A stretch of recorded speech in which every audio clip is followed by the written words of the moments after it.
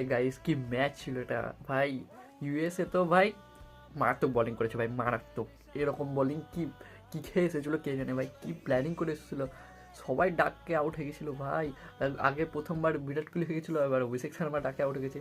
আমি জানি না এরা কী করছে, কিন্তু আমি আমি বুঝতে পারছিলাম, আমি তো ভেবেছিলাম হেরে যাবে।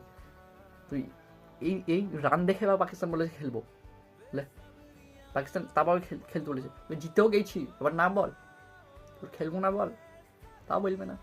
তোরাও হারবি, কী হয়েছে ভাই। মারাত্মক খেলেছে ইউএসএ, নো ডাউট। মারাত্মক বলিং ওদের, কিন্তু ওদের ব্যাটিংয়ে একটু প্রবলেম আছে, বাট ওইটা ঠিক হয়ে গেলে ভাই ইউএসকে কেউ ঠেকাতে পারবে না ভাই। ইউএস ভালো খেলছে, ভালো পারফরমেন্স দিচ্ছে ভাই, বাট ইন্ডিয়া লাক খারাপ ছিল, সবাই আউট হয়ে গেছে, কেউ টিকতে পারেনি ভাই, কেউ টিকতে পারেনি ভাই। নো ডাউট ইউএসএ ভালো খেলেছে। ভাগ্য করে আমি খেলা দেখা ছেড়ে দেখিনি, আমি খেলা লাইক যখন সবাই আউট হয়ে গেছিলো, এক ওভারে 3 করে আউট হয়ে গেছিলো, আমি খেলায় বন্ধ করে দিয়েছিলাম ভাই। ফাইনালি লাস্ট বেলায় চালিয়ে দেখছি ভাই, জিতে গেছি আমরা ভাই, জিতে গেছি।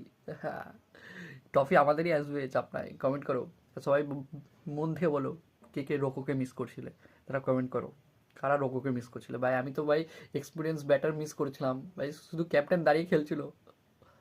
বিরাট কোহলি থাকলে আরও বেশি হতো, রোকো থাকলে আরও বেশি হতো ভাই রান। তো আমি বাম্বার মিস করছিলাম রোকোকে ভাই। তোমরা কারা কারা মিস করেছিল কমেন্টে জানাও। আর যারা ফেসবুক থেকে দেখতো তারা ফলো করো, আর ইউটিউবে তো সাবস্ক্রাইব করো ইয়ার, কী করছো। ক্রিকেটের নিউজের জন্য তো সাবস্ক্রাইব করতে হবে। আইপিএল আসছে ভাই, প্রত্যেকদিন ভিডিও হবে, তাড়াতাড়ি সাবস্ক্রাইব করো। तुम लोगों ने दरअसल मुझे गेल चोद समझ लिया था। ये सब क्या देखना पड़ रहा है। अच्छा है मैं अंधा हूँ।